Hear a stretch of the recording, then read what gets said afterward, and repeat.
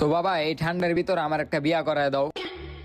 বয়স হয় নাই 10 বছর, হ্যাঁ বিয়া করার লইগা পাগল হয়ে আছে। আগুন পোহা। ওই বেটা দাঁড়া, ওই বেটা দাঁড়া।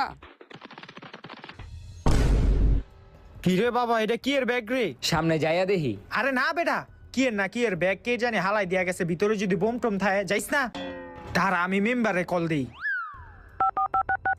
হ্যালো মেম্বার সাহেব, আরে তাড়াতাড়ি আমার বাসায় আন, কেডা জানে আমার বাসায় বোম ফালাই দিয়া গেছে। ওই বোম কই, বোম কই? আরে মেম্বার সাহেব, এই যে এটার ভিতরে বোম, ব্যাগটা জানি কেডা হালাই দিয়া গেছে। এটার ভিতরে বোম আছে, দেখেন। আপনারা কেউ সামনে আসেন না, আমি দেখতাছি।